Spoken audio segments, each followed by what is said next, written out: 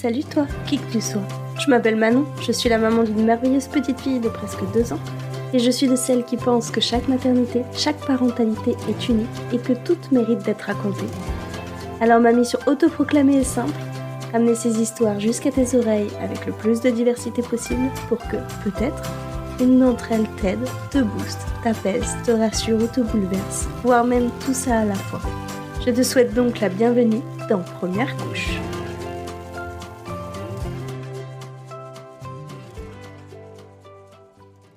Pour inaugurer ce podcast, j'ai le plaisir de recevoir, à défaut de chez moi, sur mon serveur Discord flambant neuf, Léna, avec qui nous allons parler du 4e trimestre lorsqu'on a un nourrisson qui refuse d'être posé, et de diversification alimentaire quand son enfant présente des troubles de l'oralité.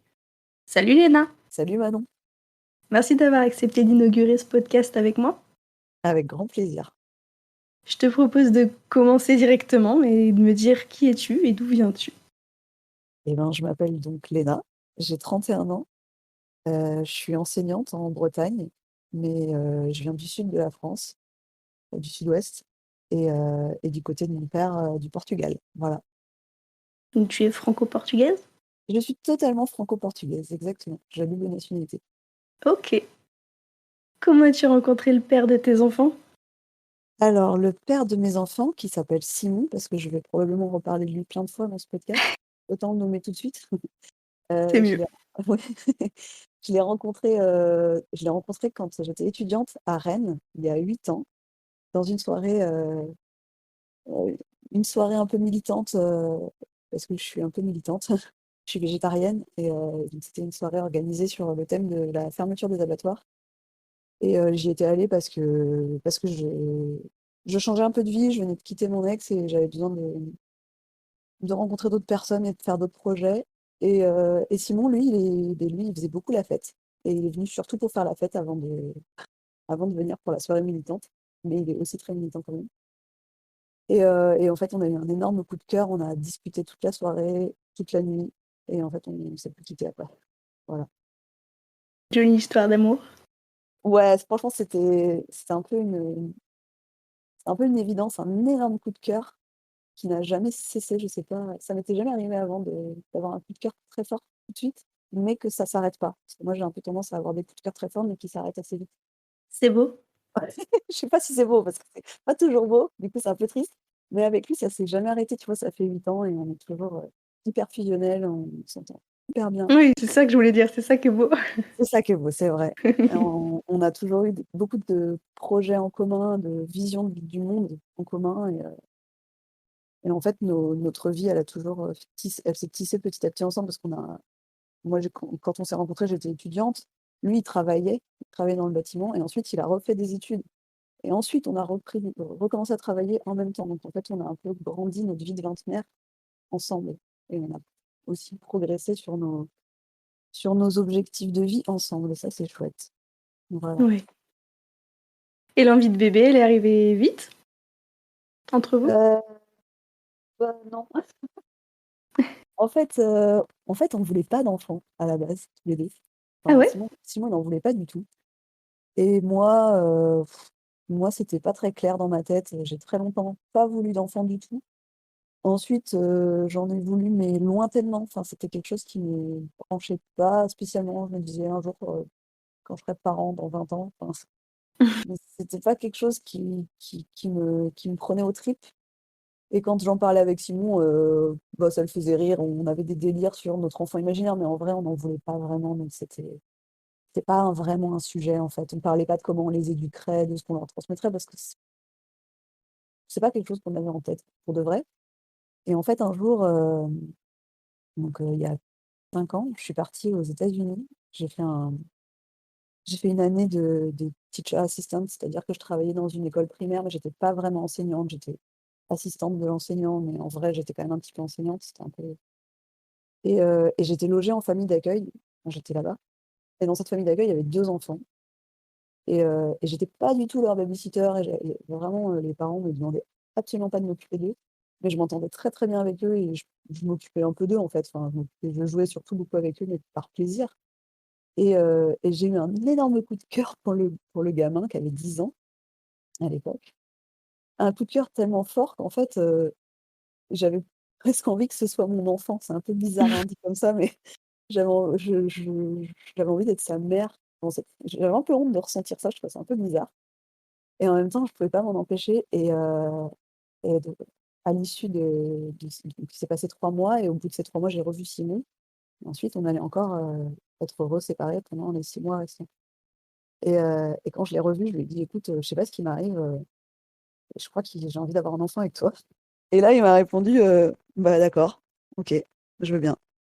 Et je m'y attendais pas du tout parce que ça faisait des années qu'il me disait qu'il en voulait pas et là, tout d'un coup, je sais pas, peut-être le fait qu'on ait été séparés pendant 3 mois, ça l'a aussi fait cogiter et je suis ressortie on s'est retrouvés pendant 15 jours. En plus, on était aux Antilles à ce moment-là, on s'est retrouvés aux Antilles, c'est un peu paradisiaque et j'étais un peu sur un nuage et je suis revenue en Californie et mon seul objectif, c'était de rentrer en France et de faire un enfant avec Simon, quoi.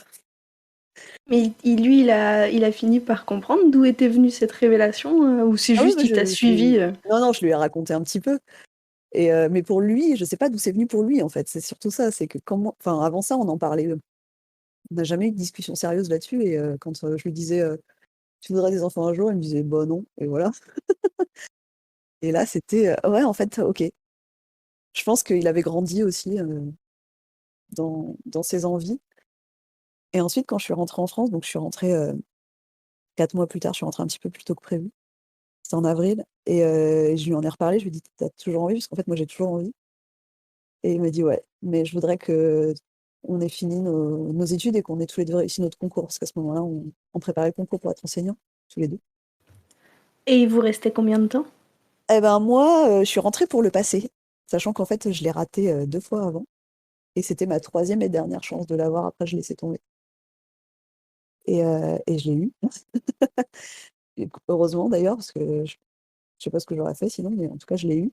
Je l'ai eu un peu le pied dans la porte, hein. J'étais sur liste complémentaire, donc je l'ai eu un peu, au dernier moment. On m'a appelé début septembre pour me dire que je l'avais.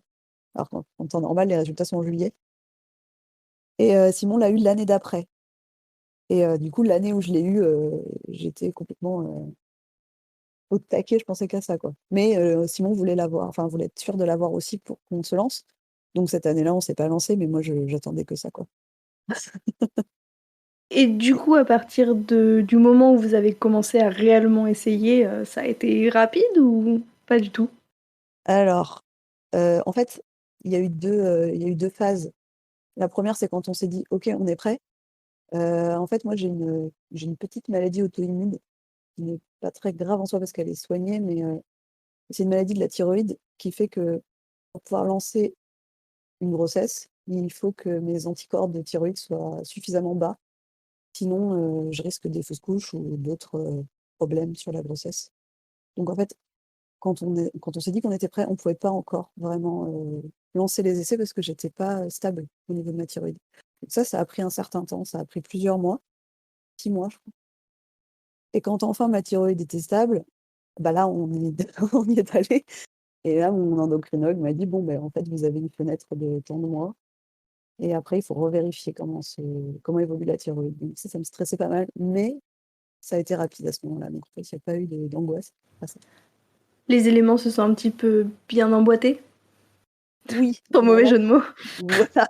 Alors c'était pas hyper spontané, mais on a eu de la chance, sur la conception d'un point de vue purement, mécanique. Là-dessus, il y a pas eu de problème. Mmh. OK, et la grossesse, ça s'est bien passé? Ouais, alors là-dessus, c'est pareil, j'ai pas eu à me plaindre, d'un point de vue, physique. C'est-à-dire que j'ai pas eu de nausées, j'ai pas eu de gros problèmes de grossesse. Par contre, j'étais, extrêmement fatiguée. J'ai été fatiguée, tout le long de ma grossesse. On m'avait dit: «Ah, tu verras au 2e trimestre, ça ira mieux». J'ai pas trop senti la différence. Après, le 2e trimestre de ma grossesse est tombé en même temps que les grandes vacances, donc les vacances d'été. Donc je travaillais pas, donc je pouvais me reposer et ensuite, quand la rentrée est arrivée, j'ai été mise en arrêt parce que j'avais des contractions et que j'avais beaucoup de routes. Donc en fait, j'ai travaillé que pendant le 1er trimestre. Mais malgré ça, j'ai quand même été très fatiguée, donc je pense que j'aurais pas fait de très long feu, au travail. Parce que quand on enseigne, on est tout le temps debout, donc ça a pas l'air comme ça, mais c'est assez fatigant. Ouais, tu as un boulot quand même vachement physique au final, hein? Bah, on dirait pas, mais oui.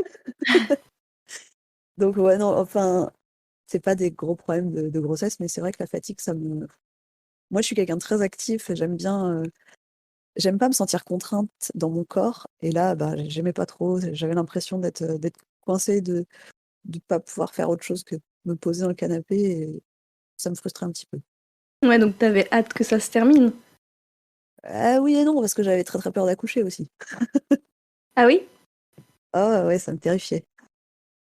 Et ben du coup, justement, l'accouchement.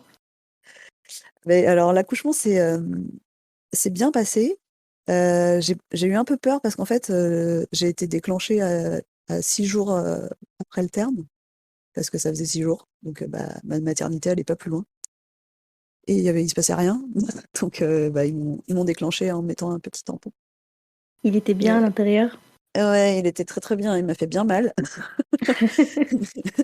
et puis, bon après je savais parce que j'avais lu des choses sur le déclenchement, mais je savais que les contractions de déclenchement sont hyper douloureuses et effectivement, elles sont hyper douloureuses. Moi, je voulais pas spécialement un accouchement, physiologique sans péridurale, c'était pas ce que je voulais. Moi, j'avais vraiment peur d'accoucher, donc mon objectif, c'était de d'avoir une péridurale tout de suite. En arrivant, hop, vous mettez une péridurale. Je veux pas souffrir, j'ai peur de ça. Mais on avait quand même fait quelques préparations, avec Simon pour qu'il soit avec moi, au cas où il y ait quoi que ce soit avec la péridurale, pour qu'il m'aide à gérer la douleur. En fait, j'avais fait un projet de naissance dans lequel j'avais mis: «Je ne veux que 2 choses, une péridurale et mon mec». C'est Mon mec simple, c'est était là, clair. voilà, c'est tout ce que je veux. Ce que vous voulez de mon corps, mais je veux que mon mec soit toujours près de moi parce que en fait, il y a un acte médical qui me pose souci et que je suis pas capable de le dire. Au moins lui, il pourra le dire. Donc si tu veux, je voulais pas spécialement d'épisiotomie, sauf en cas de gros problèmes avec le bébé. Je voulais pareil pour la césarienne, d'accord si jamais mon bébé est en danger, mais sinon je préférerais quand même accoucher par voie basse. Je préfère qu'on me prévienne si on me fait quoi que ce soit, mais si je suis pas en état, je veux être sûre que mon conjoint puisse le dire, en fait. J'avais demandé ça. Et du coup, Comment la péridurale, tu l'as eu rapidement bah, au final? je l'ai pas eu si rapidement, enfin, si tu veux, je l'ai eu quand j'étais dilatée à 3, qui est Oui. la base. Sauf qu'en fait, j'ai mis beaucoup de temps à être dilatée à 3. Parce que les contractions de déclenchement, elles sont très fortes, mais elles sont pas naturelles, donc en fait, elles ne sont pas forcément efficaces. Donc elles ont très, très longtemps, été, très rapides et très rapprochées, mais elles ne faisaient pas bouger mon col et à ce moment-là, je pouvais pas avoir la péridurale parce que du coup, mon col ne bougeait pas et du coup, ils étaient pas sûrs que l'accouchement soit lancé. Du coup, comme j'étais vraiment la douleur était très, très difficile à supporter, ils m'ont fait une injection de je sais pas exactement ils m'ont expliqué ce que c'était, mais je pense que c'était une sorte de c'était pas de la morphine, mais en tout cas, c'était un truc assez fort qui m'a un peu shootée, mais qui au moins atténuait un peu ma douleur. Et j'ai eu ça je sais plus, de 9 heures du soir à minuit, quelque chose comme ça. C'était le Et gaz? non, c'était pas du gaz, c'était un truc en intraveineuse. Je D'accord. crois je crois que c'était un dérivé du paracétamol en vrai, hein, mais c'était hyper fort. C'était vraiment fort parce que j'avais plus enfin, je sentais mes contractions, mais elles me faisaient plus mal. C'était désagréable, mais c'était supportable et ça m'a un peu shootée surtout, j'étais un peu dans le gaz. Je Mais c'est connaissais pas pas grave. du tout. Bah, je sais franchement, j'ai peur de dire une bêtise, mais je sais que c'était pas de la morphine, mais en tout cas, c'était un truc un peu, ou peut-être que je suis très sensible au paracétamol et que c'était juste du paracétamol. En tout cas, c'était un truc en intraveineuse que la sage-femme m'a proposé et j'ai dit: «Oui, oui, allez-y, j'ai trop mal» et ensuite, à minuit, je l'ai rappelé en lui disant: «J'ai de nouveau très, très mal» et là, j'étais suffisamment dilatée et là, elle m'a dit: «OK, l'accouchement, il est lancé, on peut vous mettre la péridurale». Chouette. Ouais, et là, j'étais très Ouf. contente jusqu'à ce qu'elle me dise: «Par contre, votre conjoint ne peut pas rester avec vous». Et là, j'ai failli faire une crise de panique parce que la péridurale, c'est une aiguille énorme. Ça m'a fait Oui. trop flipper. Je fais: «Ah non, mais en fait, je vais pas être capable de me faire piquer toute seule. Je vais pas y arriver». Et elle m'a dit: «Mais en fait, vous avez pas le choix». Et là, mon cerveau, il a dit: «OK, je veux cette péridurale, donc il va falloir que je fasse quelque chose, donc il faut que je prenne sur moi». Bah, ne panique pas, j'ai vite tendance à paniquer quand j'ai peur.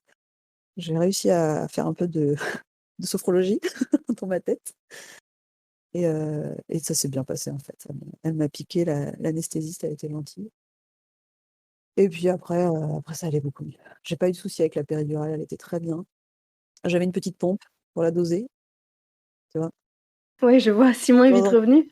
ah bah, Simon il est revenu tout de suite, le pauvre, je l'avais envoyé aller se coucher. «Non, tu reviens?» Et il est resté toute la nuit à côté de moi et puis toutes les heures, la sage-femme venait me voir. Il me faisait faire des petits exercices, Simon, il me faisait faire des petits exercices, il me pchitait le visage, il me faisait des petites caresses. Voilà, c'était la partie, soft, hein, parce que c'est la partie où on attend que ça se passe et où on essaye un peu de dormir. Mais c'est moi, ça m'allait très bien. En fait, moi, j'aime quand je suis stressée ou que j'ai peur ou que je suis malade, j'ai vachement besoin qu'on me coucoune et que je fasse rien, tu vois? Il y a des filles qui ont besoin d'être actrices et de faire le travail et moi juste, «Occupez-vous de moi, sortez-moi le bébé, laissez-moi dormir», quoi. Je vois très bien, ouais. Ça m'allait parfaitement. Après j'ai eu de la chance parce que voilà, sur tous les plans, il y a pas eu de souci, la péridurale était bien dosée, j'ai pas eu de problème de paralysie d'un côté ou de l'autre, j'ai pas eu de douleur particulière. Bon, j'ai quand même vomi, hein, évidemment, sinon c'est pas drôle, mais parce Il fallait qu'il bien quelque chose. bah, il fallait pas boire et moi j'avais trop soif, donc j'ai quand même demandé à boire et bon, bah, du coup j'ai vomi, je l'ai un peu cherché. Voilà. Et alors cette rencontre? Ah bah, ma foi. Alors en fait, mon mon fils est né, attends, je vais rembobiner un petit peu parce que, il y a eu ce moment très désagréable. Je crois que je dois être la seule personne au monde à pas du tout apprécier la descente du bébé. Tout le reste ça va, il y a pas de souci, les contractions, non, c'était pénible, mais tu sais que ça sert à quelque chose. Alors la descente du bébé, ce moment où tu as l'impression que tu vas te faire caca dessus et qui dure littéralement 2 heures, c'est infernal. Hem, Moi j'avais appelé, je demandais à mon mec d'appeler la sage-femme toutes les 5 minutes. Je dis: «Mais je vais me faire caca dessus, il faut qu'elle me sorte mon bébé» et à chaque fois elle venait, elle disait: «Non, non, tout va bien, vous inquiétez pas». Je peux pas te dire, moi je l'ai pas senti, donc je te J'ai crois tellement sur parole. et elle arrêtait pas de me dire: «Mais remettez un peu de péridurale si ça vous gêne» et moi j'étais là: «Non, j'ai lu qu'il fallait pas le faire, c'est pour bien sentir la sortie». Je sais pas pourquoi je m'étais mis ça dans la tête. Moi je regrette pas parce qu'au final effectivement, j'ai senti mon bébé sortir sans que ce soit douloureux et j'ai bien apprécié. Mais par contre, ouais, la descente du bébé, c'est vraiment un moment que puis j'avais l'impression on m'avait dit: «Quand tu sens que ça pousse, c'est que le bébé va sortir». Donc je m'étais dit: «Putain, mais là ça pousse, donc a priori il va sortir, pourquoi elle me le sort pas?» «Non, non, c'est pas le moment encore». En fait, elle l'a laissé descendre très, très bas, je pense, exprès, pour qu'il soit bien positionné. Mais moi, pour moi, c'était un enfer. Par contre, une fois qu'il était prêt à sortir, effectivement, la poussée a pas été très, très longue. Enfin, on mettra de côté le fait que je n'ai pas su pousser. Donc la première poussée, elle me dit: «Alors vous poussez?» Et donc moi, j'ai poussé comme ma sage-femme de ville m'avait expliqué, qui était en fait une poussée de physiologique et pas du tout une poussée médicale. Donc c'était pas ça qu'il C'est-à-dire, c'est quoi la différence? mais la poussée physiologique, tu souffles, tu sais, tu ouvres ton périnée et en fait, Ah la oui, poussée médicale quand tu as les pieds dans les étriers, c'est l'inverse, il faut bloquer ta respiration et pousser comme si tu faisais caca. Mais moi, je oui, je savais vois. pas parce qu'en fait, ma sage-femme de ville me l'avait pas dit. Elle avait pas dû y penser. Pourtant, elle savait que je voulais une péridurale, mais je sais pas et donc c'est la sage-femme, qui s'appelait Corinne, je crois et qui avait peut-être, pas loin de 60 ans, qui m'a dit: «Ah bah non, c'est pas comme ça qu'il faut faire, je vais vous montrer». Et donc après je me suis dit: «Putain, mais la nouille quoi». Déjà, il faut qu'on me coucoune pour m'accoucher, mais en plus, faut m'expliquer. Bon, c'est pas grave. Mais après, je savais enfin après, je le faisais à peu près bien. Ça faisait bouger le truc, mais c'était un peu long quand même et puis à la fin, donc au bout de 20 minutes, elle m'a dit, «Donc il reste 10 minutes, si dans 10 minutes, il est pas sorti, il va falloir que j'utilise un instrument». Ça m'a fait mais tiquer. Je pense qu'elle a dû dire ça exprès, je sais pas en fait. Elle t'a Ça m'a donné fait un petit coup de stress? ouais, je sais pas, bah, je pense il était pas loin le bébé. Elle m'avait fait toucher les cheveux. Et du coup, là, j'ai senti une grosse contraction arriver, j'ai poussé à fond et là, la bête est sortie et donc là, elle me l'a donné. Ah oui, parce que ce que je t'avais pas précisé, c'est qu'on ne savait pas le sexe de notre enfant. Donc on savait pas si c'était un garçon ou une fille. Elle me l'a donné et je sais pas, il était dans mes bras, je l'ai regardé et donc lui, il était en train de moucher en tirant la langue. C'était pas le plus bel enfant de la terre du coup, mais c'était quand même hyper émouvant parce qu'il avait déjà les yeux, très bleus et moi, j'ai pas du tout les yeux bleus. Donc je m'attendais pas à rencontrer un bébé avec les yeux bleus et ça m'a trop émue. Mon copain, il était tout ému aussi et heu et en fait, on a mis un petit bout de temps avant de réaliser qu'en fait, on savait pas son sexe et qu'on du coup, on savait pas comment il s'appelait. Donc là, j'ai dit j'ai dit à la sage-femme: «En fait, tu es quoi toi? Tu es un garçon?» Et là, elle a explosé de rire, la sage-femme: «Ah mais vous savez pas! Bon, je vous laisse découvrir». Donc bah, je soulève mon bébé, j'écarte un peu le le cordon. Voici des petites couilles. Ah, c'est un garçon. Ça, c'était un petit garçon trop chou qui tirait la langue en louchant. Cette petite langue qui restait très longtemps sortie, mon fils a eu du mal à contrôler sa langue. Mais du coup, il avait une langue, très efficace parce que, je l'ai mis au sein du coup. Enfin, elle m'a proposé de le mettre au sein et il a rampé poup poup poup jusqu'à mon sein et il a tété direct et il m'a fait une énorme crevasse. Donc je pense qu'il avait Ah bah, ça apprécié. commençait bien. Ça commençait bien l'entrée dans la vie.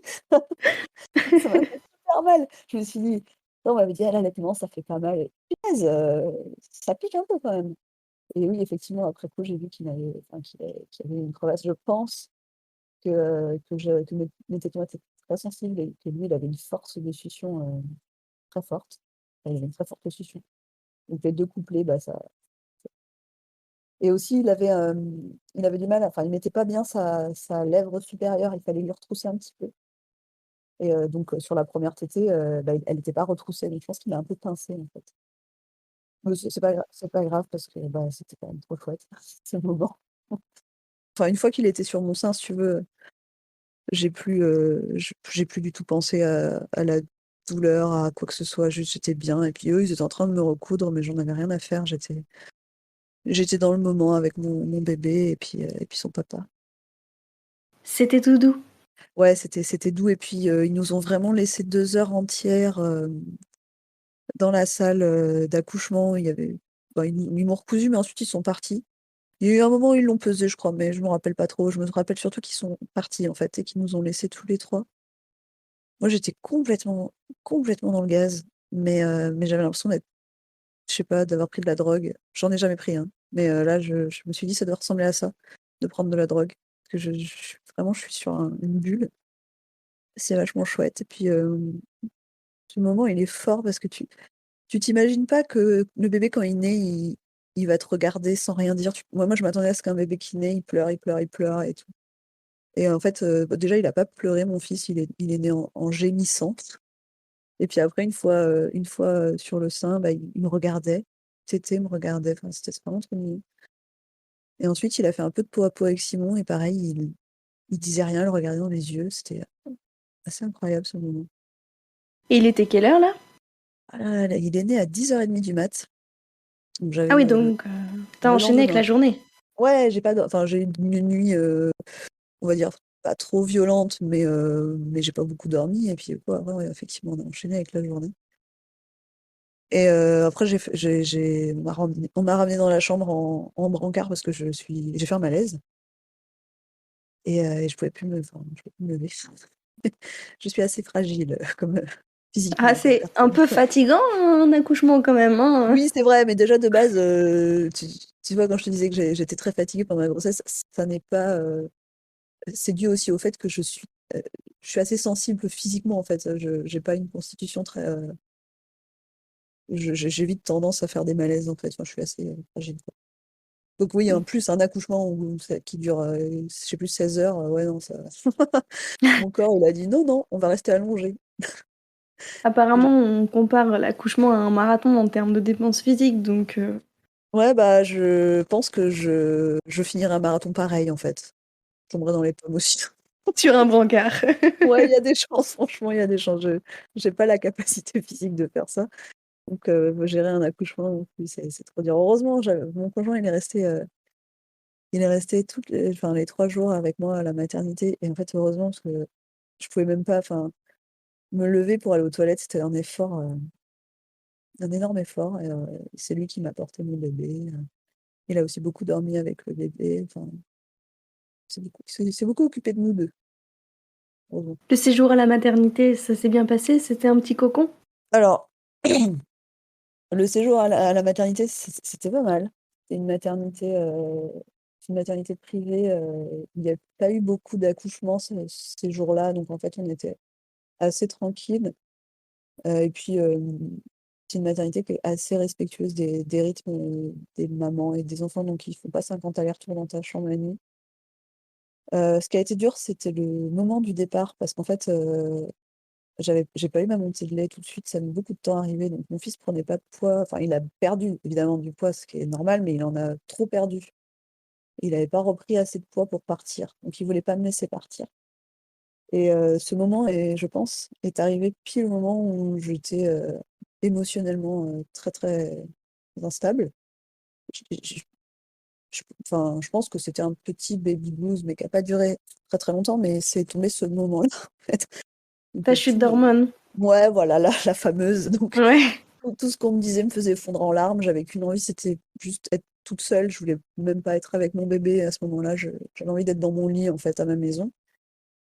Et en fait, c'est aussi le moment où mon copain a repris le travail, donc il n'était pas avec moi, mais ma mère a pris le relais. Ma mère est venue à la maternité et ma mère a fait du forcing pour qu'ils me laissent repartir en leur disant qu'elle était là et qu'elle allait s'occuper de moi et que de toute façon j'avais besoin d'être chez moi. Elle a un peu forcé le Simon n'a truc. pas pu prendre son congé maternité tout de suite, enfin le long, si on peut appeler ça long.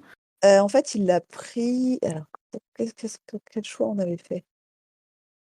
Je crois que ce qui s'était passé, c'est qu'il y avait les vacances qui arrivaient, donc on attendait que les vacances soient passées pour qu'il le prenne après les vacances. Je crois D'accord. que c'était ça. Ah, je me rappelle plus. Non, c'est pas ça, c'est qu'en fait, j'ai accouché un jeudi. Oh, il y avait une histoire de calcul de jours. Faut pas que ça tombe C'était sur un week-end. stratégique. Il y avait une stratégie, je sais plus. Il reprenait juste ce jour-là et parce que ma mère était là, c'est ça. Il reprenait parce que ma mère était là, ensuite ma mère repartait, il prenait son congé. Je crois que c'était ça le plan qu'on avait fait. Pour qu'il perde D'accord, pas donc ta mère de et jours. Simon se sont relayés un petit peu, Oui, voilà, en gros, il fallait pas que je sois toute seule et à ce moment-là, ma mère a pris le relais et ensuite, c'est mon qui est revenu qui a pris son congé paternité. Je crois que c'était ça. et la rencontre Heureusement. entre, ta mère et son petit-fils? Ah bah, alors c'est un peu compliqué, mais ma mère, je viens d'une famille recomposée, donc ma mère, si tu veux, elle a déjà des petits-enfants, mais aucun qui sont les enfants de ses enfants. C'est des enfants de ses beaux enfants. Tu vois ce que je veux dire? Je vois. Et donc techniquement, elle est déjà grand-mère, mais là, c'était le premier enfant de sa fille, donc c'était quand même très intense et ça a été très émouvant pour ma mère, très fort et puis, ma mère est très maternante, à la fois avec, ses enfants, donc moi et mon frère, mais aussi avec, mon fils du coup. Donc elle l'a enfin, moi j'ai longtemps eu du mal à laisser mon bébé dans d'autres bras, mais pas dans ceux de ma mère. Au contraire, je trouvais ça bien qu'elle le porte. Enfin, j'étais toujours très contente qu'elle le prenne et quand on est rentré à la maison, avec ma mère m'a dit: «Écoute, là, tu vas te coucher, tu dors et moi, je m'occupe de ton bébé» et moi, j'ai dit: «Bah, en fait, ça me va». À la maternité, j'arrivais pas à le laisser, mon bébé, il se réveillait tout le temps la nuit, il tétait tout le temps, je dormais pas, enfin, c'était vraiment, très dur et je me souviens, j'avais appelé la sage-femme et je lui avais demandé, je lui ai dit: «Mais je dors pas, en fait. Qu'est-ce que je peux faire?» et elle m'avait dit: «Bah, si vous voulez, on peut le mettre à la nurserie». Et je lui avais dit: «Bah oui, mais s'il a faim?» «Bah, s'il a faim, on vous le ramène». Je lui ai dit: «Mais ça n'a aucun intérêt». C'est en fait, il se réveille toutes les 10 minutes pour manger, donc ça ne changera rien. Et là, ma mère, elle m'a dit: «Non, non, t'inquiète pas, tu dors. T'inquiète pas, je m'occupe de ton bébé». Et donc j'ai Pour dormi. qui est capable de laisser son bébé, c'est quand même un super cadeau, hein. Ouais, je l'aurais laissé à personne d'autre, je pense, enfin, à part à mon copain. Et puis en plus, je savais qu'elle allait bien s'en occuper, qu'elle allait tout faire pour qu'il soit bien, qu'elle allait pas le laisser, crever la dalle, qu'elle allait pas le poser dans un coin. Et en fait, ce qu'elle a Oui, fait, c'est tu confiance, quoi. ouais, j'avais totale confiance et puis j'avais, vraiment, c'était pas un déchirement du tout. Enfin, en fait, là, j'avais qu'une envie, c'était être toute seule. Donc c'était vraiment parfait et donc ma mère l'a enroulé dans une couverture, elle l'a mis dans ses bras et il a dormi pendant tout le temps où moi j'ai dormi, il a dormi, au chaud dans les bras de ma mère. Waouh. Je suis redescendue de ma sieste, j'ai dormi 3 heures d'affilée, je suis redescendue et puis ils dormaient tous les 2. C'était trop bien. Moi, j'étais trop, trop émue et là, j'ai eu ma montée de lait. Donc le Du bébé repos. bizarrement. Non, bah oui, non, non, franchement, quelle quelle surprise! Oui, quand je disais pour qui est capable de laisser son bébé, c'était évidemment pas dit méchamment, hein. C'est Ah bah, parce je que le je veux sais bien. que certaines femmes moi la première en aurait été incapable, mais Bah, c'est génial de pouvoir, le faire et que ta mère t'ait fait ce cadeau de 3 heures de bah, sieste, en postpartum c'était immédiat, c'est je pense que le plus difficile, c'est d'être en totale confiance avec la personne qui propose ça. Bah, comme je te disais, je l'aurais laissé à personne d'autre, en fait, en dehors de mon conjoint et je pense que, bah, tout le monde n'a pas la possibilité d'être en totale confiance avec une personne et en plus, d'avoir une personne qui le propose, c'est quand même une sacrée chance. J'en ai bien profité parce que bon, après ma mère n'est restée que 2 jours. Elle habite pas à côté et après on a dû se démerder mais sur le coup, je me suis dit: «Non mais Léna, tu craches pas sur ça en fait, tu as besoin de dormir, il faut que tu t'écoutes là, tant pis». tes premiers temps, premiers mois, bah, ce quatrième du coup trimestre avec Manek, Ah putain. heu, comment, parce que on n'a pas parlé, mais ton fils Heu, s'appelle Manek? Mon fils s'appelle Manek, c'est vrai, j'ai pas présenté mon fils. Ouais, comment ça s'est passé? Comment vous l'avez vécu, On toi l'a très mal d'abord et tous les on l'a 2? tous les 2 très mal vécu. Après je pense qu'on l'a pas vécu, on l'a pas mal vécu de la même manière. Hem, alors ce qui a été, particulièrement compliqué, c'est que Manek pleurait tout le temps, sauf quand il dormait, mais il dormait pas beaucoup donc en fait, je crois que j'avais lu que le bébé, il dort à peu près en moyenne, les bébés, on va dire, qui n'ont pas de problème, digestif, ou de problèmes particuliers dorment, 18 heures sur 24, quelque chose comme ça ou 20 heures sur 24. Ah Bah, nous, oui, c'était plutôt le temps de pleurs, ça, tu vois? Alors, comme, on était très, très, très stressés par les pleurs parce qu'on avait lu que, il faut pas laisser un bébé pleurer, donc c'est un truc qui nous stressait beaucoup. Bah, on essayait de l'apaiser le plus possible. Sauf que, comme il avait mal, bah, en fait, on pouvait pas l'apaiser tout le temps. Il y avait des moments où juste il avait mal et on ne pouvait pas y faire grand-chose à part, lui montrer qu'il était pas tout seul, qu'on lui faisait des câlins. Donc il était tout le temps, tout le temps, tout le temps, tout le temps dans nos bras. On ne pouvait pas l'allonger sur le dos parce que, ça lui faisait mal. On a compris assez vite il avait ce qu'on appelle un RGO, un un reflux gastro-œsophagien, qui remontait acide, quoi. oui, Donc, je sais pas pourquoi à la maternité, ça allait, sûrement parce qu'il avait pas encore assez eu de lait. Mais donc à la maternité, il avait fait un peu illusion, mais encore je dis ça, mais la nuit, il dormait avec moi, en fait.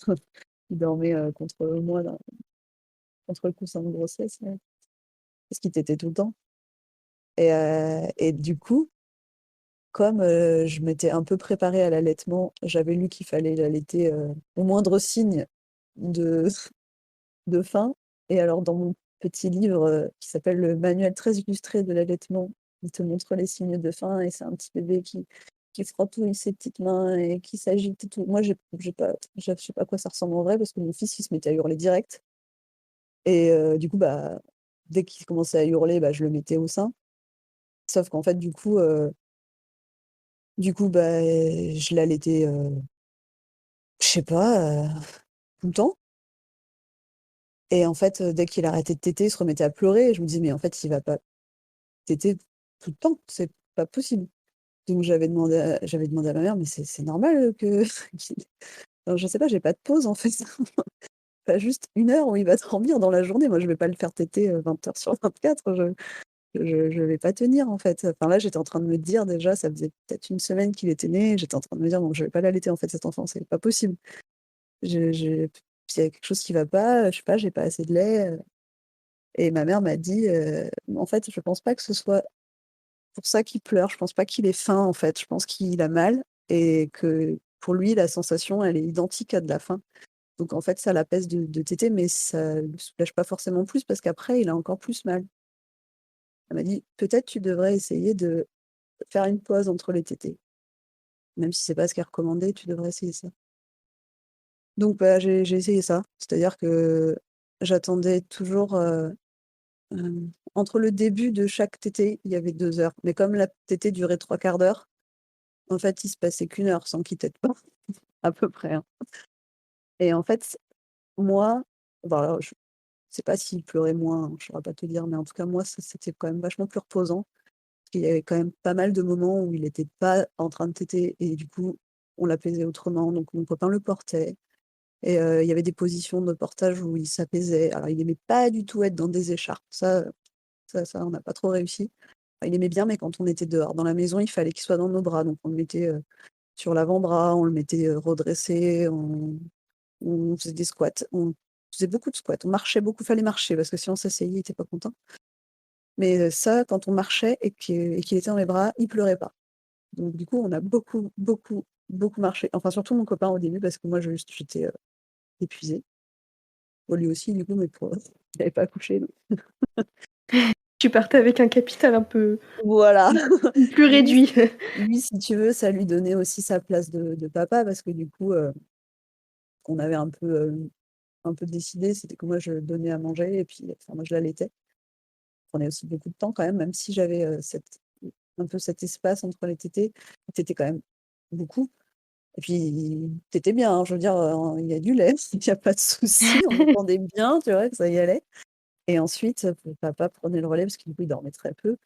Donc soit il était au sein, soit il était en promenade, dans les bras de papa et en faisant tout ça, bon, il pleurait toujours beaucoup, mais au moins il y avait des petites pauses. Donc déjà quand il tétait, il pleurait pas. En promenade, il pleurait pas non plus, mais voilà, il fallait tout le temps être en mouvement, il fallait tout le temps, l'avoir dans les bras et puis alors pour dormir, évidemment, c'est toute une technique aussi. Qui s'endormait pas tout calmement, tout paisiblement, J'ai vu plus tard des copines avec des bébés, trop mimi qui sont en train d'être bercés et puis qui ferment tr leurs petits yeux trop choux et ils s'endorment tout paisiblement. Ben, nous, ça c'est pareil, on l'a pas connu. Nous, il s'agitait dans tous les sens. Déjà, il bougeait tout le temps en fait, il était jamais posé et pour s'endormir, bah, il pleurait. Donc nous, on le berçait pour essayer de le calmer et au bout d'un moment, je sais pas, au bout de 5 ou 10 minutes de hurlements, il s'éteignait d'un coup et en fait, il était endormi. Mais ça nous perturbait vachement, enfin on se dit: «Mais attends, c'est bizarre quand même, qu'est-ce qu'on fait mal?» Enfin, pourquoi il sait pas s'endormir sans, enfin il est tout le temps en train d'hurler, même pour s'endormir et il faut qu'il pleure quoi. C'est et nous ça nous angoissait, on avait l'impression qu'on s'occupait mal de lui quoi, qu'on trouvait pas son je sais pas, son petit bouton magique pour l'apaiser, il y avait rien du tout qui lui permettait de s'endormir sans hurler pendant 10 minutes. Et on a mis, je sais pas, peut-être, 3 mois avant d'accepter que c'était son c'était son mode de bercement, d'auto-bercement, c'est comme ça qu'il s'endormait, quoi et qu'on pouvait rien y faire. Pour ça, il a fallu un petit peu se détacher de ce qu'on avait lu sur, il faut pas laisser un bébé pleurer. C'est se dire: «Bon, bah, en fait, effectivement, il faut pas laisser un bébé pleurer et ne pas l'apaiser, mais il y a des bébés comme le nôtre qui pleurent pour s'endormir et en fait, on c'est comme ça qu'ils fonctionnent, quoi». Ça fait partie de leur façon de lâcher prise, je pense. Alors, pour autant, pour le laisser faire ça tout seul, on a mis encore un peu de temps. Donc au début, on le berçait, il y a eu une période aussi où on restait à côté de lui et en fait, on s'est rendu compte que qu'on soit là ou pas, il faisait ça pareil et qu'il s'endormait pareil et qu'au bout de 5 minutes, il dormait, quoi. C'est une forme de décharge, de je quitte le monde, de l'éveil pour passer dans le monde, du dodo et c'est je suis un bébé tout tendu et j'ai besoin de lâcher prise. Mais ça a été très, très culpabilisant pour nous. Enfin vraiment, tous les 2, hein, mon copain et moi, on vivait très, très mal. Surtout quand on Qui m'a part avec l'idée que faut surtout pas laisser pleurer, que c'est enfin tout ce qu'on lit, hein, tout ah que c'est bah, délétère, que, c'est c'est, ça, qu'on va l'abîmer, qu'on va le casser, ouais, c'est ça. ça a été très, très long, hein, de se détacher de ça. Bah, en fait, ce qui nous a aidés, on va dire, à lâcher prise là-dessus, c'est que, bon, bah, déjà, au bout d'un moment, en fait, on avait besoin de dormir.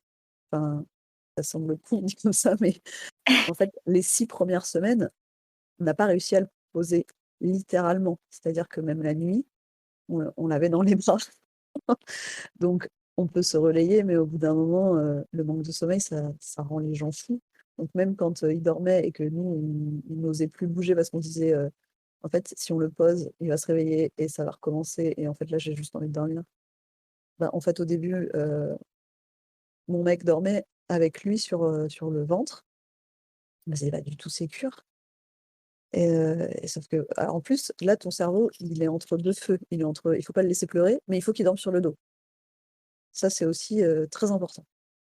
Ah oui, mais en fait, on n'arrive à faire aucun des 2 nous. Qu'est-ce qu'on fait du coup? Et bah, c'était tu vois, power mind, puis, moi, il faut que je dorme aussi donc au bout d'un moment, je fais tout pour que mon bébé soit bien mais si je dors pas, je vais devenir fou et je sais pas, j'ai peur de faire des conneries quoi, donc ça va pas. Donc il faut qu'on trouve une solution pour régler ça, qu'est-ce que je choisis entre, il faut qu'il dorme sur le dos et il faut pas qu'il pleure? Qu'est-ce qui t'a aidé à lâcher prise là-dessus? Voilà. Bah, ben, en fait, ma mère nous a dit, ma mère qui est une super personne, elle dit: «Écoute, en fait, ton bébé il est extrêmement tonique. Il relève sa tête, il tient sa tête, quand tu le mets sur le ventre, il se redresse, fais-le dormir sur le ventre». Donc il avait 1 mois et demi, je crois et on l'a fait dormir à côté de nous, sur le ventre et en fait, il a très, très bien dormi. Alors la nuit, la journée ça restait, très dur, mais la nuit au moins, il se réveillait pour manger, mais il dormait quoi et il dormait bien. Donc là on s'est dit: «En fait, clairement ça doit le soulager», je sais pas et effectivement dès qu'il se réveillait, paf, il mettait ses 2 bras en l'air, il hurlait, j'étais: «OK, c'est bon, il y a pas de souci».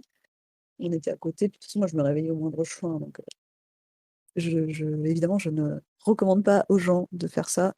Juste, c'était de la survie, on a fait ça. C'était moins pire que de le faire dormir, sur son père en fait. Ouais, fallait que vous Voilà. dormiez à un moment Fallait donné, qu'on quoi. dorme et en fait sur le dos il dormait pas et du coup, bah, on a fait ça quoi. Après il a été vu, par des pédiatres, hein, qui l'ont mis sous Gaviscon. Et du coup, il a eu du Gaviscon et il y avait on avait des phases d'éveil un petit peu moins, avec un peu moins de pleurs, on va dire.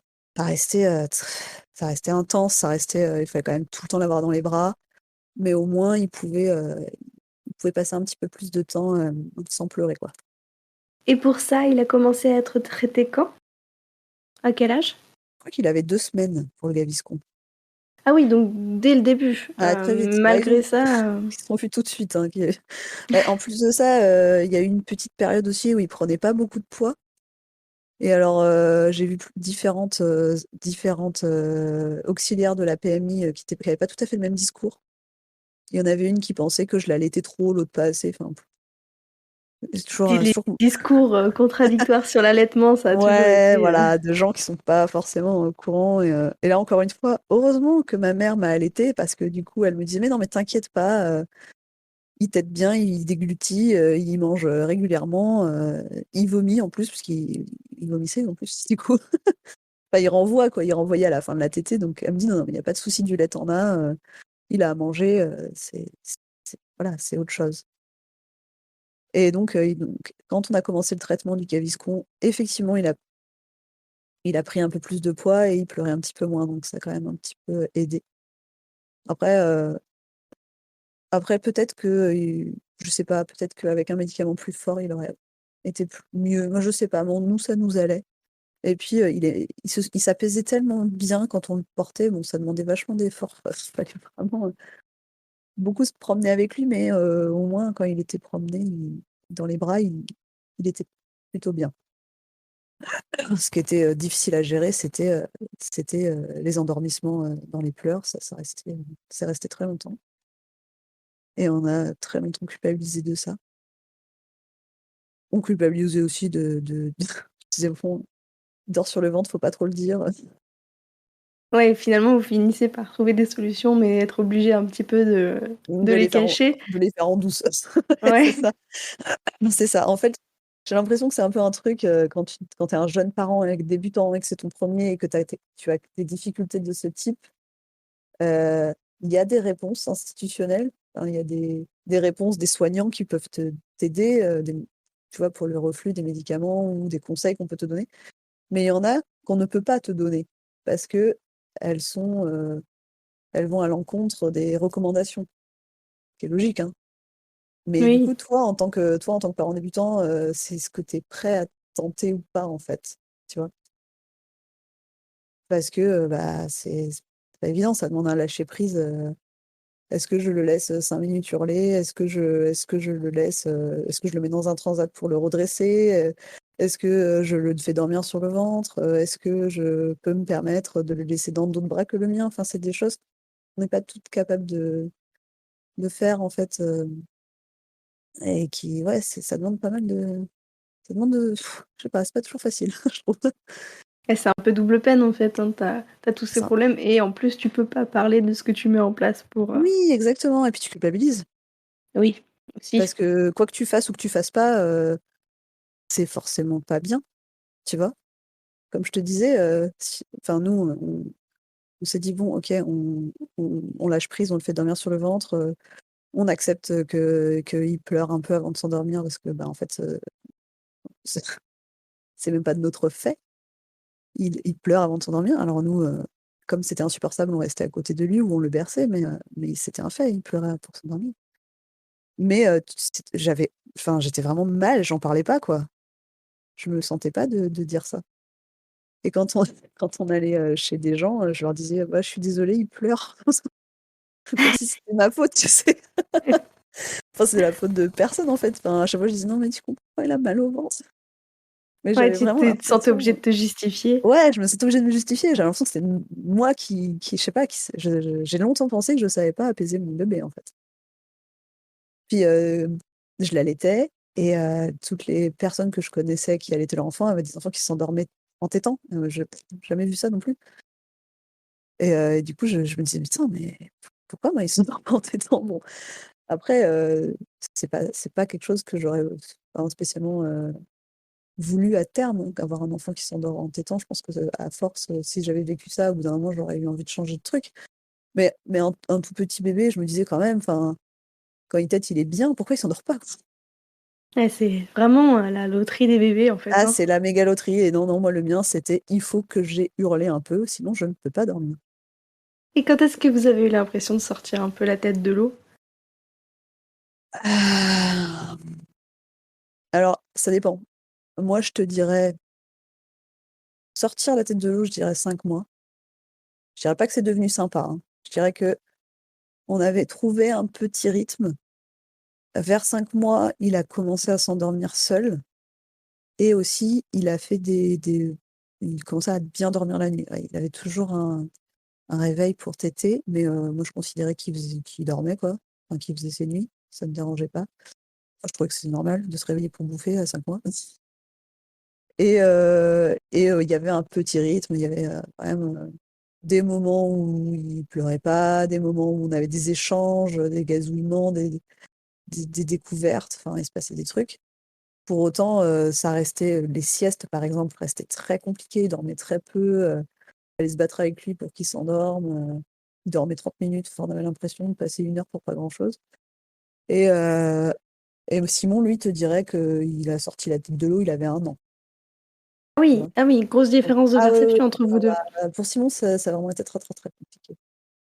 Puis je pense que, du fait, que c'était très compliqué, les premiers mois, on a été un petit peu, je pense qu'on s'est mis un peu en pilote automatique. On était un petit peu, bon, c'est un tout petit bébé, il faut qu'on soit là tout le temps pour lui, il sait pas d'où il est, qui il est, d'où ce qui se passe, enfin, il était dans un petit ventre chaud et puis là, il sait pas où il est, enfin, donc il faut il faut qu'on soit tout le temps là. Mais du coup, on n'a pas vraiment eu de moment où on comment dire? Où on était dans des on était dans une bulle d'amour. Donc enfin moi j'ai l'impression que déjà pour moi, le lien, l'attachement, il a été très long. Je ressentais pas forcément, comment dire? Je ressentais pas cet amour inconditionnel que je m'étais imaginé que je ressentirais et que je lis partout là, à la naissance, dès qu'il est né, je l'aime. Bah, moi, je ressentais pas ça en fait. Et en même temps, je ressentais une espèce d'instinct animal de protection, tu vois. J'avais, il fallait que je le protège, que je m'occupe de lui, que je le nourrisse, qu'il soit bien. Mais c'était pas de l'amour, tu vois ce que je veux dire? Et cet amour-là, tu penses que c'est enfin, commencer à être sûr de le ressentir, quand? Je dirais quand il a commencé à me sourire, donc il avait peut-être 2 mois. Je Ah pense donc pendant 2 mois, tu étais plus en pilote automatique de la maternité j'étais que en mode, lionne avec son bébé lion, tu vois? oui, Je m'occupe de lui parce que parce que c'est moi sa maman et qu'il a besoin de sa maman et que c'est une petite chose perdue et voilà et je pense que je m'en occupais bien, mais je ressentais pas, un amour, transcendant comme je le ressens maintenant, en fait ouais. et pour Simon, Et ça a été encore plus long, du coup. et tu dis qu'à 5 mois, tu as commencé à sortir la tête de l'eau, mais que ça a pas commencé à être sympa. Quand est-ce que ça a commencé à être vraiment sympa? Eh ben, pour moi, ça a commencé à être sympa quand il y a eu l'entrée du langage, plus tard encore. Déjà, à 8 mois, je commençais à me dire: «OK, là, je comprends qu'on puisse apprécier être avec un bébé». Bah, déjà, parce qu'à 8 mois, il se déplaçait, il faisait du 4 pattes, il se redressait, il se mettait debout, il a marché assez tôt et puis il communiquait avec nous. Alors, c'était pas encore du langage, mais il y avait des échanges, il nous montrait des choses, il y avait des regards, il y avait des sourires et puis c'est un enfant qui est extrêmement joyeux, en fait. Donc donc j'avais plaisir à voir ces évolutions et là, je commençais à me dire: «OK, il y a des trucs, il y a des trucs cool quand même» et vraiment le plaisir d'être parent, c'est la passer la première année, quoi, pour moi. Donc au final, un petit peu comme Simon? Ouais, mais j'ai plus de recul que lui sur les étapes, on va dire, où ça allait mieux, je pense. Simon, il est très binaire, quoi. C'est soit les choses sont toutes noires, soit elles sont toutes blanches. Il fallait que ce soit tout blanc pour qu'il se sente bien, je pense. Alors que moi, je voyais les nuances, je voyais les différences, à chaque fois, je voyais les progrès, tu vois? Ça a dû te faire du bien, quand même, Moi, j'en avais non? besoin, en tout cas. Oui. Ouais, j'en avais besoin. Ça, c'est clair. Pour revenir au sujet de l'alimentation, tu l'as allaité jusqu'à quand? Alors, j'ai allaité de manière, on va dire, exclusive jusqu'à, jusqu'à ce que je reprenne le travail. C'est-à-dire qu'en fait, je tirais mon lait, le midi, mais ça suffisait pas, parce que j'avais pas fait de stock, parce que j'avais pas envie. Donc il avait non seulement mon lait, mais en plus un petit peu de lait artificiel à ce moment-là, chez la nounou. Donc là, à ce moment-là, il était plus allaité exclusivement, comme on dit et donc il avait 3 mois et demi, je crois, parce que j'avais eu un délai d'1 mois de reprise.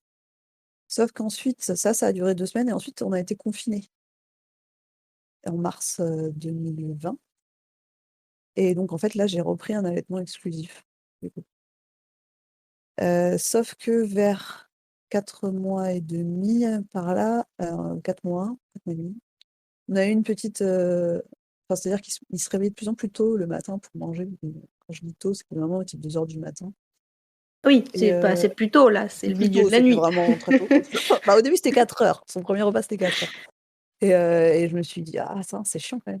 Donc j'avais demandé à ma mère, je sais pas: «Qu'est-ce que tu en penses?» Elle m'a dit: «Bah écoute, je vais essayer de mettre un peu de céréales, dans un biberon après la dernière tétée pour voir ce que ça donne». Nous, de toute façon, on s'est dit au bout d'un moment qu'on faisait des expériences, parce que clairement, la parentalité, c'est une expérience, à part entière. Si on va tester, on n'a rien à perdre à tester, En plus de ça, je crois qu'on venait de commencer la diversification à ce moment-là, donc il avait déjà goûté des trucs, bon pas grand-chose, hein, il avait goûté des petites purées.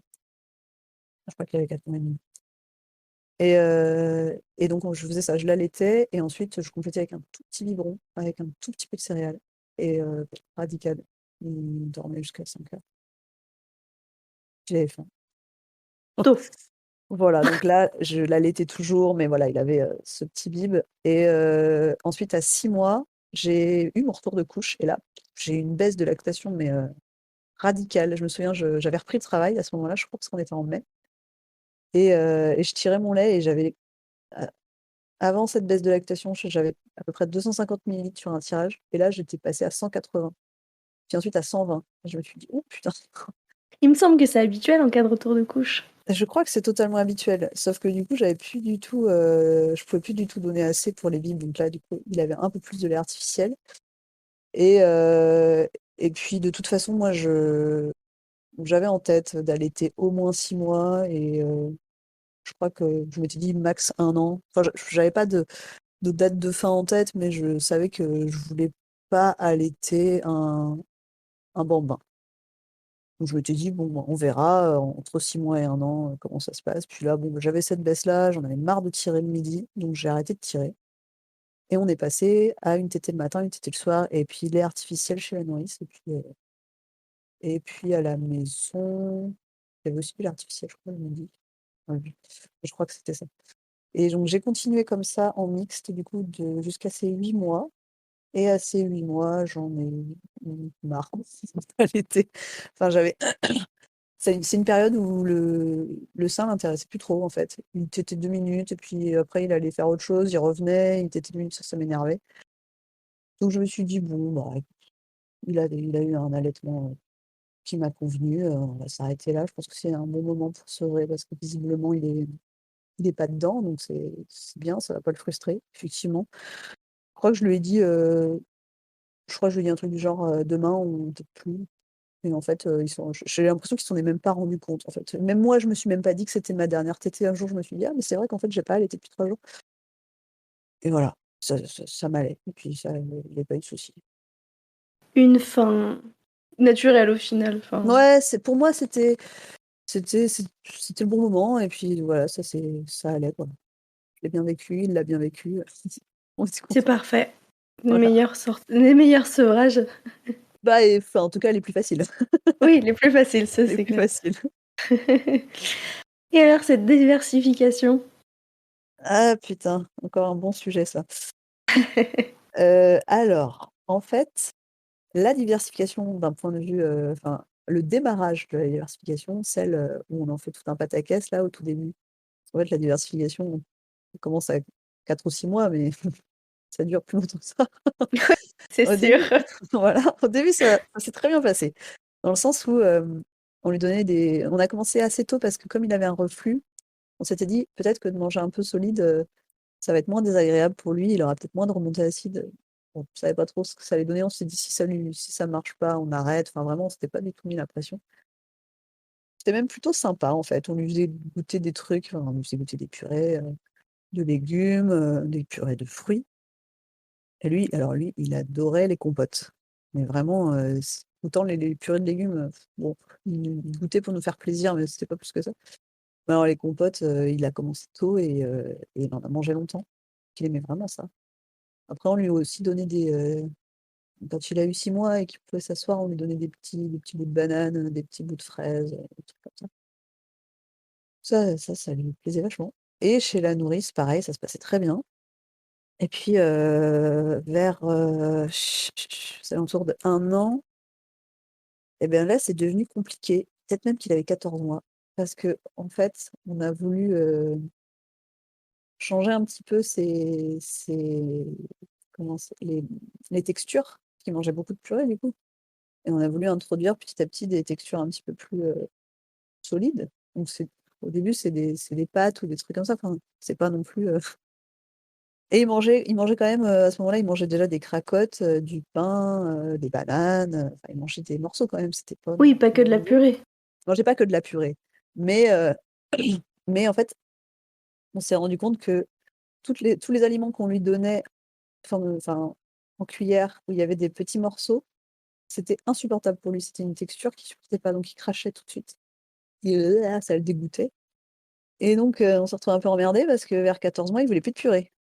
Il en avait ras-le-bol de manger de la purée, mais il voulait rien d'autre. Enfin, il voulait pas enfin, on a essayé plein de trucs, on a essayé la semoule, on a essayé les pâtes, on a essayé, Alors on a essayé les galettes bretonnes avec du fromage dedans et ça a très bien marché. Donc il a beaucoup mangé de galettes, Breton pure bretonnes. souche? Bah ouais, en vrai, hein. Et puis, les cracottes, ça marchait toujours très bien, mais ouais, les petits morceaux, ça le dégoûtait absolument. Et du coup, il y avait pas beaucoup d'aliments qu'on arrivait à lui donner. Chez la nounou, il continuait à manger des trucs mixés parce que pareil, elle avait le même problème, mais chez elle, il a accepté les purées. Et donc ça nous a pas mal stressés parce que du coup, on se disait: «Mais en fait, qui va manger à part des yaourts cet enfant? Qui va manger de solide?» Alors heureusement, il avait des biberons avec des céréales, donc je savais qu'au moins il avait, des des céréales. Mais en dehors de ça, c'était quand même un peu limité. Et alors j'avais lu des trucs, sur les finger food par exemple et vraiment, j'avais essayé de lui faire des petites galettes comme ça, des petites galettes de légumes là, mais il en voulait pas. Parce qu'en plus, je pense qu'il y avait 2 trucs. Il y avait j'aime pas les morceaux et j'aime pas les légumes. Enfin, je n'aime pas la texture des morceaux et je n'aime pas le goût des légumes. Alors, galère. Alors, ça a duré quelques mois. Comme ça, où c'était un peu, fallait vraiment se battre un peu pour qu'il mange, donc c'est mon copain qui s'en occupait et on le faisait manger, en détournant son attention, hein. C'est un peu nul, mais au moins il mangeait, donc on lui lisait des histoires et puis on lui donnait ses purées à table, comme ça. Et puis, l'été dernier, ma mère était là, toujours ma mère, je lui en parle. Il faut savoir que ma mère est orthophoniste, D'accord. quand même un c'est quand même un détail important et du coup, c'est un petit peu son domaine, le langage et l'oralité. Et elle me dit: «Mmh, je crois qu'il a un petit trouble de l'oralité, ton fils, je pense qu'il est très sensible aux textures. Peut-être que, ce serait pas mal, de lui faire des petits exercices dans la bouche pour qu'il ressente d'autres sensations». Parce qu'il mettait beaucoup de choses à la bouche, hein, à ce moment-là. Donc à ce moment-là, on a commencé à lui faire des massages avec la brosse à dents dans la bouche. Alors au début, c'était insupportable pour lui, mais à force, il aimait bien. Et puis on a fait pas mal aussi de repas où on mangeait en même temps que lui et on faisait des jeux où on mastiquait avec lui, on ouvrait grand la bouche, des trucs comme ça. C'est pas fait en un jour, hein. Franchement, c'était assez long et puis c'est un peu frustrant parce qu'en fait, on il y a des progrès et puis de temps en temps ça repart en arrière et puis ça réavance un petit peu. C'est un peu long, faut être un peu patient et puis faut lâcher prise parce que des fois il mange rien, il faut l'accepter, quoi.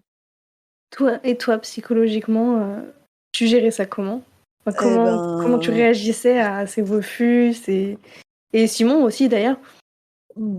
Au début, on le vivait très, très mal en fait parce qu'on avait l'impression qu'il se enfin je sais pas, qu'il se nourrissait pas. Enfin, en plus, moi j'adore manger, j'ai toujours adoré manger et avoir un enfant qui mange rien, enfin vraiment il voulait rien manger et en plus, il est pas intéressé vraiment par la nourriture, enfin les très dès qu'il y avait une couleur particulière ou une forme particulière, il regarde on lui disait: «Tu veux goûter?» et il faisait: «Non». Bon, OK, il veut même pas essayer, donc c'est un peu frustrant et alors, non, il y avait quand même on avait toute une période où vraiment ça nous mettait en colère, hein. On était à bout de nerfs à chaque repas. Moi, il y a eu plein de repas où je me suis cassée parce que j'avais envie de lui hurler dessus. Mon copain, pas mieux, hein. Simon, il réagissait pas beaucoup mieux que moi. Il est moins patient en plus. Enfin, Simon, il a plus tendance à péter d'un coup, alors que moi, je vais prévenir. Je dis: «Non, attends, je vais m'énerver, je vais m'en aller». Simon, il va plus exploser et je pense même que j'ai réussi à prendre plus vite du recul que lui. Enfin, pour Simon, ça a été très, très, très longtemps compliqué. Mais paradoxalement, c'était avec Simon qu'il mangeait mieux. Ah oui! Voilà. Voilà. Non, c'était dur. Après, quand on a su qu'il avait un trouble de la réalité, que ça allait être un peu long et qu'il fallait voilà, qu'on lâche prise, comme ma mère nous a dit: «Non, mais c'est pas grave, en fait. Enfin, il a jamais cassé ses courbes. Il il grossit bien, il grandit bien, il est en pleine forme». Elle me disait: «C'est pas grave. C'est pas grave s'il mange pas bien, en fait. Trouver, 3 aliments qu'il aime et c'est pas grave s'il mange que ça. Là, il faut retrouver juste le plaisir d'être à table et c'est tout. On s'en fiche, du reste». En fait, il fallait qu'on se détache un petit peu de la diversification, parfaite et de l'alimentation saine, parce que moi, c'est vrai que pour moi, ça, c'était très important et qu'on accepte que, bah, ouais, peut-être qu'il va manger, que des bananes, des yaourts et du poisson pané, parce qu'on a découvert qu'il aimait le poisson pané. Ah ouais! Ouais, il y a eu peut-être 2 ou 3 mois où il a fait que manger des pâtes, du poisson pané, des yaourts et des fruits. Oui, d'accord. Voilà C'est quand même, et c'est génial d'avoir cette ressource, qu'est ta mère déjà, qui t'a l'air bah, d'avoir, c'est-à-dire que une déjà ça sacrée, déculpabilise. oui. Tu te dis: «Bon, OK, c'est pas nous qui sommes complètement nazes. Notre enfant, il a une sensibilité dans la bouche à laquelle on peut rien, en fait». Et puis elle nous déculpabilisait, elle nous disait: «Mais en fait, c'est pas grave. C'est pas grave s'il mange pas, sain, en fait, c'est pas grave». Et puis, la deuxième chose sur lesquelles on était assez chanceux, c'est que chez la nourrice, il mangeait, en fait. Je sais pas comment elle fait, hein, mais chez la nourrice, il mange plus équilibré. Les nounous, elles ont des pouvoirs magiques. Je pense, il y a aucun doute, parce qu'il fait aussi une très bonne sieste, chez la nourrice, qu'il ne fait pas chez nous. Mais enfin, donc oui, non, ouais, heureusement qu'il y avait ma mère, parce que c'est vrai que je pense que si on n'avait pas eu cette ressource-là, on aurait pu s'arracher les cheveux très longtemps. Peut-être qu'on aurait fini par consulter une ortho en vrai, hein, mais je pense qu'on aurait eu des repas, vraiment très, très tendus pendant plus longtemps que ça. Mais du Bon coup, après vous avez pas entamé de suivi du tout? Enfin, du coup, il y a le non, j'imagine le ben, suivi avec ta mère quelque part en off, mais pas c'est un suivi en off, exactement. Non, non, on n'a pas entamé de suivi parce que si tu veux, c'est très progressif, mais ça avance. Bon, il va avoir 2 ans, Manek, il aura 2 ans lundi et on si est tu le 19 novembre, oui, pour info, quand on enregistre, parce que je pense que cet ah épisode oui, sortira après l'anniversaire de possible. Manek. Voilà, bon, Manek, on va dire qu'il a 2 ans, lui. Et c'est pas encore la grosse folie, ces repas. On a encore des périodes déjà, à chaque période de régression, nous, on n'a pas beaucoup eu de régression au niveau du sommeil. À chaque fois que Manek a soit qu'il est malade ou qu'il est tracassé, pas trop sur le sommeil, que ça joue, c'est plutôt sur la bouffe. Donc quand il est malade, il mange plus rien. Quand il se fait du souci, il mange plus grand chose ou des yaourts et qu'en fait, les régressions alimentaires de Manek, elles passent par, je mets dans ma bouche et je crache. Et pour nous, ça, c'est assez dur à vivre parce que, c'est même pas qu'il refuse de manger, c'est qu'il va quand même mettre dans la bouche, mais il peut le garder longtemps et puis au bout d'un moment, on croit qu'il a mangé et en fait, il crache tout ce qu'il avait mis dans sa bouche et des fois, il y en a beaucoup parce qu'on a cru qu'il avait avalé Ça doit être et frustrant. c'est très frustrant, c'est un peu irritant, en fait, parce que ça te donne l'impression qu'il se fout de ta gueule, mais il se fout pas du tout de ta gueule et il fait pas exprès. Mais c'est très difficile et du coup, bah, il a rien mangé, quoi. Et voilà, donc ça, c'est des choses qu'on essaye d'accepter, de se dire: «Bon, bah, ah, bah, visiblement, on est dans une période où là, en ce moment, bah, il a pas très faim, ou il y a des choses je sais pas, qui l'embêtent et c'est pas la bouffe qui va l'aider donc bah, c'est pas grave, il va juste manger une banane ce soir». Et voilà, il Vous êtes faut plus serein aujourd'hui? serein, C'est peut-être pas le mot? on va dire, on va dire qu'on a beaucoup de recul et que la majorité du temps, on est serein. Ça empêche pas, je pense que les régressions, elles valent pour les adultes aussi, enfin, ça empêche pas qu'il y ait des jours où ça te saoule. Enfin, moi, il y a eu des jours où ça m'a vraiment saoulée, j'ai l'impression de faire des efforts pendant des mois et que là, putain, on a encore bouffé, des pâtes pendant 3 jours, tu sais, j'en ai marre. Et puis, bah, ça passe et puis on accepte et ce qui me fait du bien, c'est de voir ce qu'il mange chez la nourrice et de voir aussi qu'il y a ça me fait du bien de penser à comment il était il y a 3 mois, par exemple. De me dire: «Ah ouais, c'est vrai que ça, il en mangeait pas avant». Ah Mesurer ouais. l'évolution? Ouais, voilà, mais c'est des Mmh. choses que tu ne peux voir que sur le long terme, donc des fois, c'est un peu frustrant, quoi. Ouais, bien sûr. On est plus serein qu'avant, on n'est pas non plus, sur le top du serein, mais ça va, ça va, on vit avec. OK. Aujourd'hui, tu es enceinte de 7 mois. Ça se Oui, passe comment? et ben, écoute, comme pour Manek. Fatiguée? Pareil, bah, pire du coup parce que j'ai un enfant. Donc ma fatigue des fois, je peux pas vraiment l'écouter parce que mon enfant il me demande, de l'attention, il demande, des câlins, il demande, une crise à gérer donc des fois, bah, je suis fatiguée, il faut que je prenne sur moi et du coup, bah, quand le petit est couché, fouf, tout retombe là, pluf. Mais sinon c'est la même grossesse en vrai, enfin mon ventre il est pareil, mes symptômes c'est les mêmes, c'est à peu près la même grossesse, ouais. Ça Tu va. as moins peur de l'accouchement? Moi j'ai plus peur du tout. Je suis même presque impatiente d'accoucher, tu vois? Oui. Tu vois? C'est Je sais marrant. que c'est trop bien la rencontre, je sais que c'est un moment trop chouette et là j'ai hâte de rencontrer ce bébé, tu vois? Et j'ai hâte de passer par les étapes précédentes pour bien, entre guillemets, bien, mériter cette rencontre, tu vois? Et comment C'est vraiment cool. t'appréhendes les premiers mois au vu des premiers mois de Manek? Bah, pas très bien pour le coup. Autant le pardon, autant l'accouchement et la rencontre, j'ai hâte, autant le postpartum et le 4e trimestre, bah, si tu veux, je vois un psy et on en parle beaucoup en ce moment. C'est, non, ça m'angoisse beaucoup. Ça angoisse beaucoup Simon aussi. On est un peu anxieux. Alors, on a un petit mantra à chaque fois qu'on commence un peu à s'auto-angoisser. Déjà, on en parle tous les 2 tout le temps. Dès qu'il y en a un qui angoisse, on en parle et puis à chaque fois, on se redit: «C'est pas le même enfant, on a déjà vécu ça et en fait, on l'a traversé».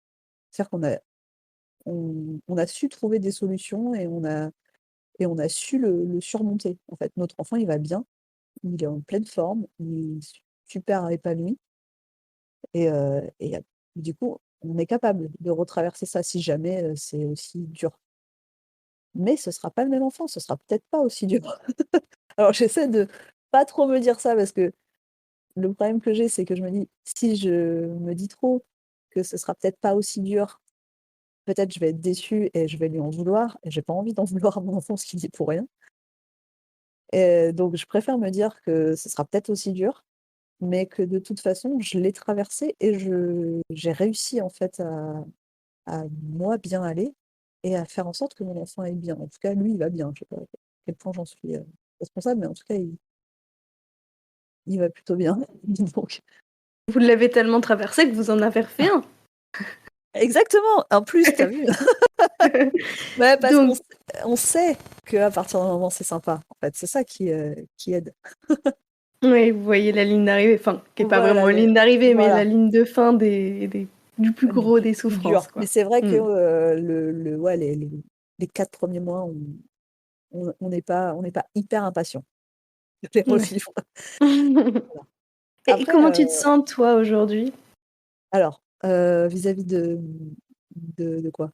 De tout, De tout de ça? tout, de De ma tout vie? ça, de comment toi Ah, tu vas?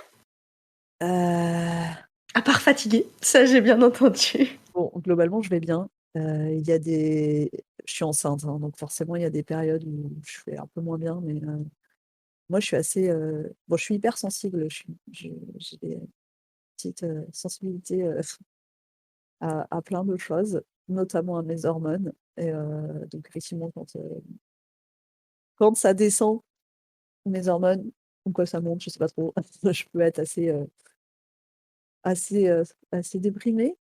En étant enceinte, c'est particulièrement spécial. Des fois, j'ai l'impression d'être adolescente, mais c'est des petites périodes, en fait. Globalement, ça va. Déjà, j'aime beaucoup ma maternité. Enfin, j'aime beaucoup, être mère de Manek.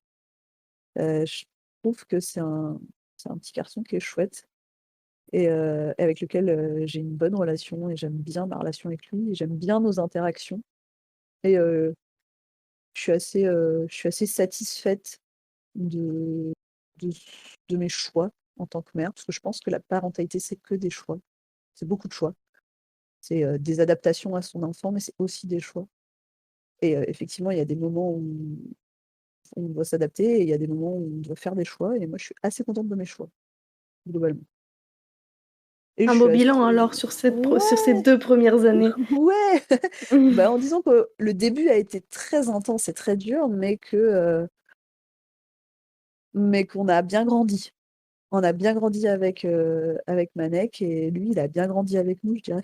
On s'est bien, heu, on s'est bien mutuellement adaptés les uns aux autres et je pense qu'on a une dynamique familiale qui roule plutôt bien. Après, ça veut pas dire qu'on a une famille, d avec un enfant qui ne fait jamais de colère, qui est toujours super, super facile, c'est pas ça que je suis en train de dire. C'est un enfant totalement normal qui a ses petites, voilà, ses petites, émotions, ses petites oppositions, ses petites périodes, ses petites régressions, hein, comme je le disais tout à l'heure avec ma Oui. vie. Mais De manière globale, je trouve qu'on a en tout cas, on a une dynamique, qui fonctionne bien. Il y a des jours où c'est moins bien, il y a des jours où on est de mauvais poil, il y a des jours où on gueule et il y a des jours où on est fatigué d'être parent, mais ça, c'est totalement normal, je pense. Mais dans l'ensemble, ouais, non, j'apprécie ma vie de famille. En tout cas, j'apprécie ma vie de mère. Chouette. J'aimerais beaucoup conclure là-dessus, mais avant ça, j'ai une dernière question. Vas-y. Si tu pouvais changer une seule chose dans notre société, ce serait quoi? Et je te la pose encore plus, sachant que tu es quelqu'un de très militante et de très engagée. Et ouais, c'est pour ça que du coup, j'ai du mal à choisir une seule réponse.